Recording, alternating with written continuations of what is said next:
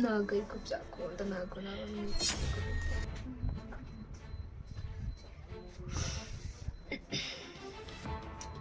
ndebe ko noneho banyica mu rubuga Jesus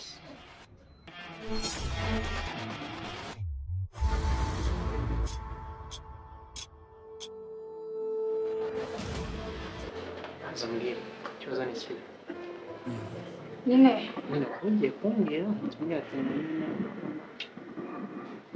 ntacyo nyine nashaka kukubwira ko ntacyo tubyore erega ntabwo ari ngombwa nyine igihe cyo gukira ndakuze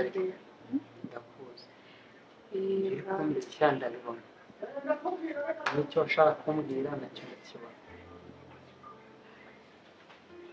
ko nakizi ari gushyira hasi nta kibazo byari bifite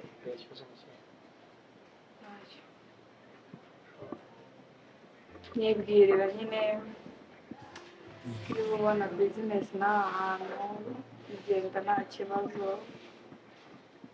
mbese ikibazo buriya sibyo iyo abantu bangana mbese hari n'abameze reka mbikubwire ukibwira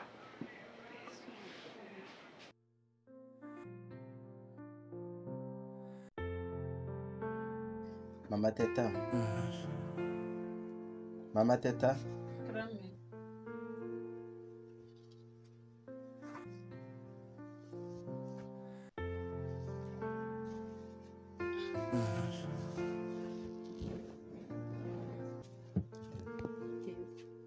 Kubera iki Teta atagiye kwiga?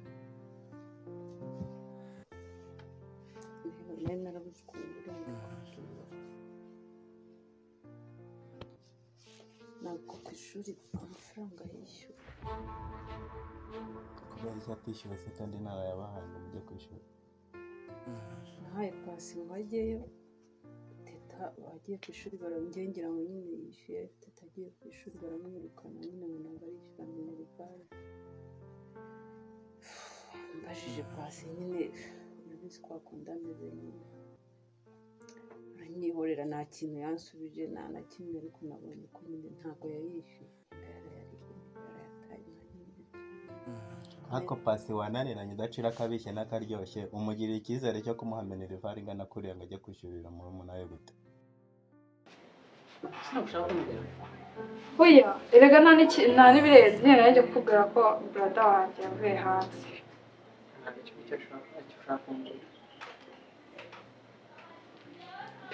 kuko nta icyo kintu ari cyo wari kujya gusasira bivuze ko utari kubyumva ariko ikintu bita gusasira ni uguca hirya no hino ukabanza ugasasira ijambo ryawe kandi ukumva ati brada yawe ahubwo ibyo ngibyo wakaba ubimbwira nishimye yewe ntabwo nari mbizi nizere ko utazagera nta bintu erega nta kibazo tubyizeye gutyo si ko umuntu arakaye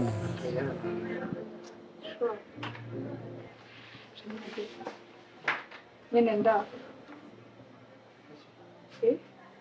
nyine ikibazo ni kimwe ndagukunda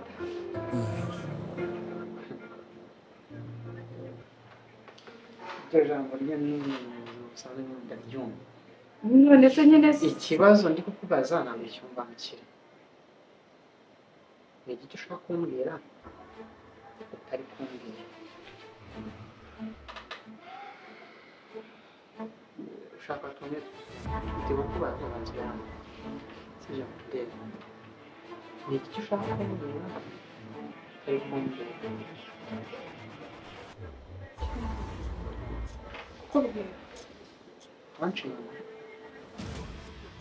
ntabwo nari ko icyo kintu yagitinyuka mu bintu byose mu makosa yose akora numvaga icyo rwose ari ikintu gikomeye atatinyuka gukora ubonye ibintu byose ugenda umutakariza icyizere wabonye kumuha amafaranga aba ariko aribyo byatuma atayapfusha ubusa cyangwa akoresha ibyo ashaka nanjye nyine nabitekerejeho nyuma byabaye ariko uzi ko umaze kumwibagirwa nk'aho atari we wamwibyariye ntabwo namwibagirwa icyo kibazo cyabaye kiri gutuma nyine atageze ku ishuri. Pase Yoga. ngo yo ngwino hano.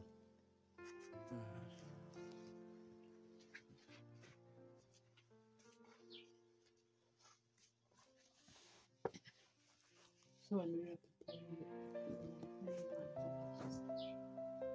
se kuki ibintu nk'ibyo byari byo utekereje nicyo kintu cyonyine gishobora kukubuza amahoro ku kibazo n'icyo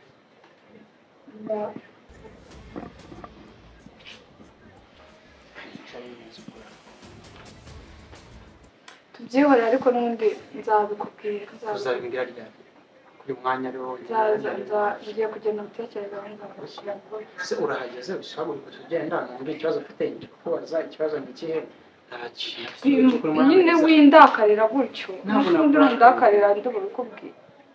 Okay, nitonze ikibazo ni iki? Nta kibazo gihari pe, sinzi nyine impamvu biri kunzamo kujya kubivuga gutyo ariko nta kibazo gihari ntacyo. Ikibazo noneho ntabwo uzi ahantu ikosa riri. Iyo umuntu ashatse kumbwira ikintu ntakimbwire aba nyine anera kugira amakenga no kugira amatsiko. Uzi ikintu cyose ufite amatsiko menshi yo kumenya ikintu bagiye kumbwira ariko ntacyo kimumbwira kandi ngo ndashaka gutaha. Winjiye mu nzu sinakwakiriye pe amusore. banza wumve se n'umupira. I'm sorry, tuzakora bikora.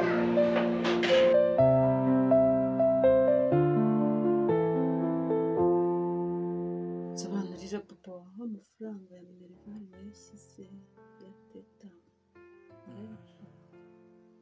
byo kwishyura. Pasi ntabwo ibyo ndi kuvuga ntabwo ari ikinyarwanda ntabwo ucyumva.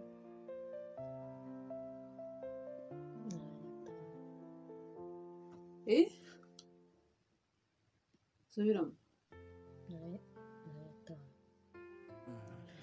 Amafaranga ya minerivare ya teta warayataye? Uravuze ngo minerivare ya teta warayijugunye? Nyine iki? Twasohokeye ahantu nyine nyafite biba ngombwa ko nyakoresha. Ese iyo unaniranye ukava mu ishuri ugashaka ko na murumuna wawe ava mu ishuri ni ukugira ngo mwese mundumbire mwabana?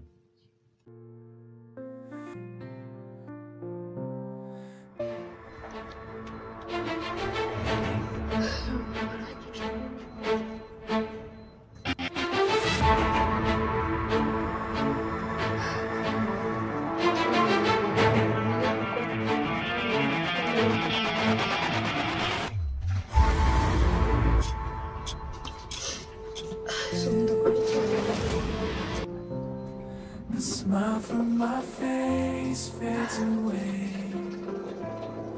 It's gonna be scars, tears and fright for me all the way. Yes, I'm still trying to forget you. Bre!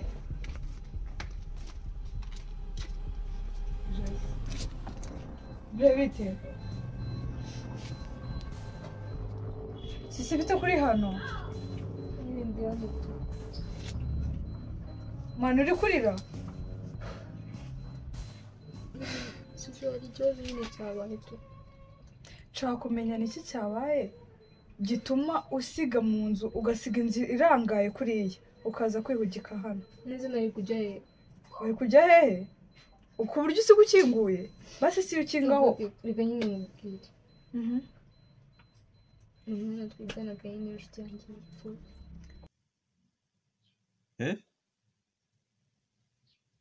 Yarayasohokanye mu kazi ari kumwe.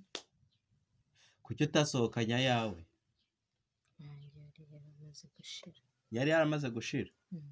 Tanyakoresha nyine.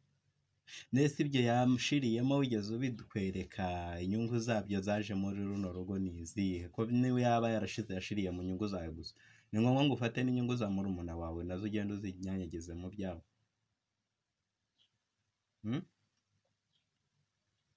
aho gukibanza ukananirana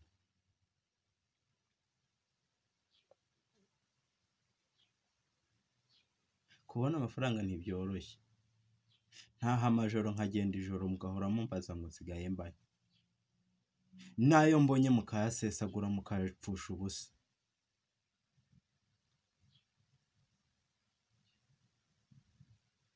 kubera iki mudashobora guha agaciro ibyo umuntu aba yagezeho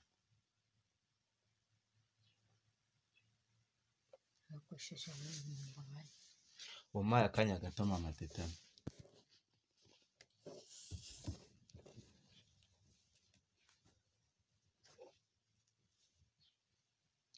hariya ngo kuko ntari so niyo mpamvu ugomba kumpima ukangora muri buri kimwe cyose Oh shit. Okay, sorry basi sibyo sisi ahubwo uzi nyine kunsabira ukabishyira brada nyine ndeko naza kunsabira hego kwa mukobwa we uvuze ngo iki nizi sibyo nese kugira ngende mwibwire cyetse ntumwibwirire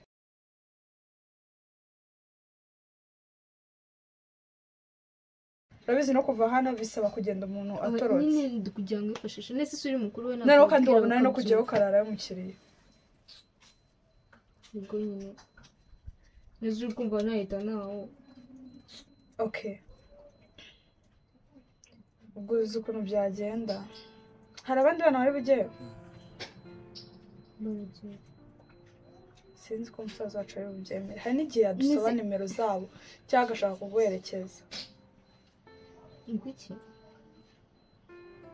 ku buryo ngo namba ngo ukomerekeza okay ese bazi ko ubundi umuntu aba agiye abamvumira yo kumubwira ndagerageza nkore sibyo nkore ibyo nshoboye nshyireho akanjye ubwo nibyanga nawe uragerageza ubwo nibyanga nyine ubwo uzaguma hazi nawe ugira ikintu ufasha nyine ku buryo nyine ari bubyemere pasi okay ariko nyine nawe ubutaha ntuzongera gukora ikosa nka ririya mani nk'ubu koko bahagize umuntu uza akatwiba noneho twavuga ngo iki nawe uri muri ino situation nta kindi kintu wakora come on ushobora no kuba utari situation yose bisaba kuyishyiramo ubwenge sibyo ntabwo wajya gukontororwa na situation mani jya wihangana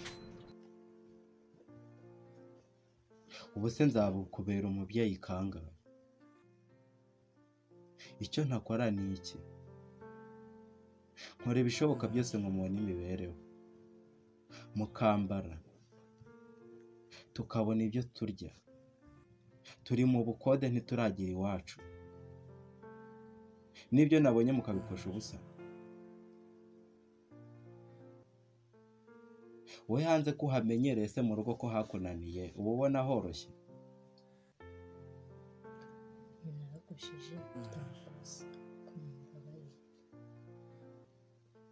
ndakubabariye ariko wisubireho After a breakup, the only reason I've been constantly smiling is because I know that the minute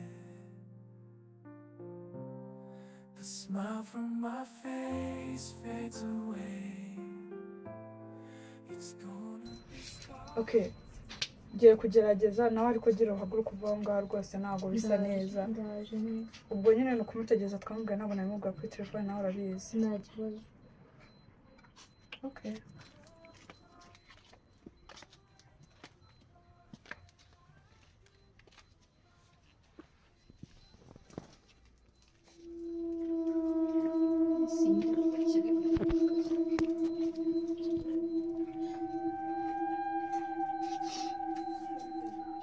ubwo se none brada amenye ko umuntu ababeshyaga nyine mwana w'ikigo ntabifashe pe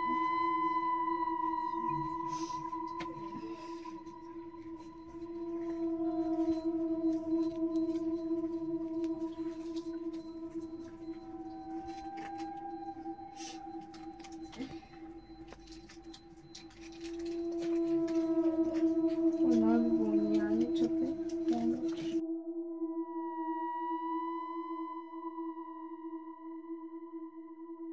ubu ndakora iki koko mwana yanjye kuri ubu ndi kumva puresha zindenze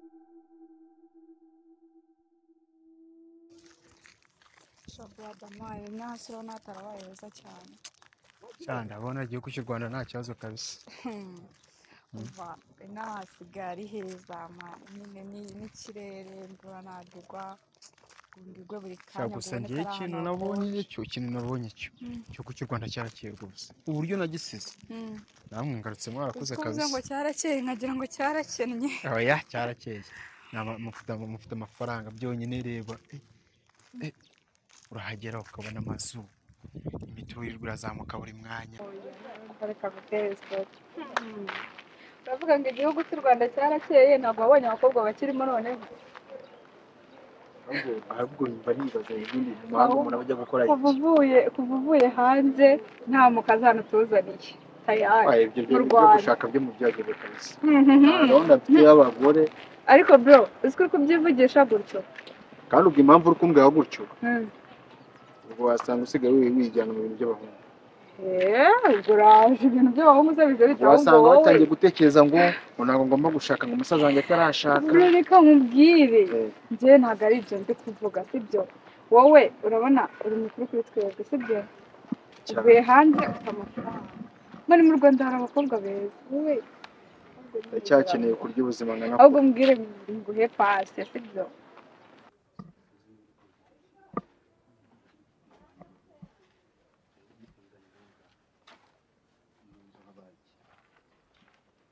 nyine nshaka kugira ngo nsobanurire ufite ikihe kibazo nahamagaye ngo nze nkurebe ngeze mu rugo uransohora ufite ikihe kibazo nyine nshaka kubwira nawe ushaka umugore nyine nshaka ngo nawe ushaka iki kintu ni iki ahubwo ikintu kiriho mwebwe ngiye kubanza ndebe imyitwarire yanyu ako si kuki udukeye ku bundi mani twebwe turi abana beza urumva sinzi impamvu nari kubizeye ndi kubareba iminsi imaze mvuye hanze ndi kubareba nkabona sinzi ikintu ndi gukeka uzi kuba kitatwizera ubundi kubera icyo utatwizera ibigaragara ni uko ugomba kubacunga nkababa hafi ubu ni ukuvuga ngo ako se bro reka nkubwire si byo sinkwisanzura si unyweye mu rugo ngo ugiye kunembereza nyine ndikugutembereza tugende tureba nkwereka nyine byiza bitatse u Rwanda urumva ako wowe reba ukuntu nkwisanzura ntabwo tuganira nka brother wowe ariko umva ukuntu utangiye kuzana ibintu nk'ibyo iyo ni imikino ubunzanye mu mwana umwe mu rugo ngo uje kunembereza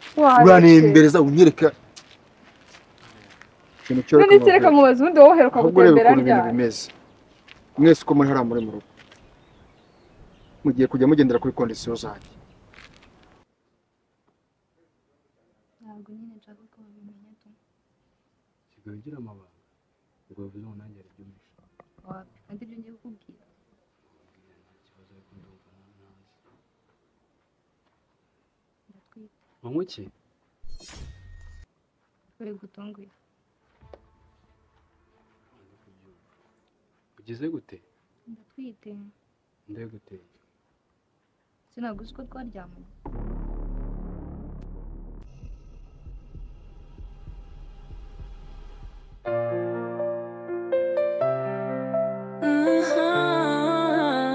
Look me turn something.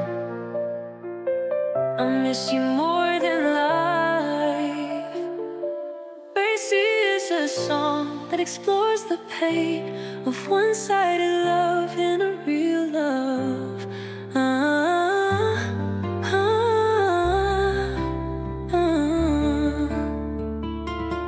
It captures the pain of feeling unloved and the hope for their partner to return and love them fully. Through love, Soccer of Dice seeks to inspire listeners to embrace their emotions and express themselves openly, free from the fear of judgment.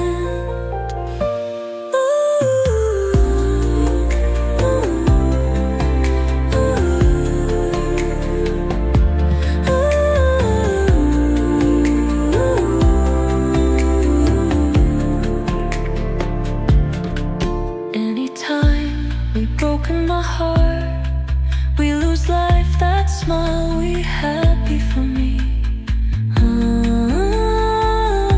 Sucker have died. I'm so happy for you. Pretty moving situation.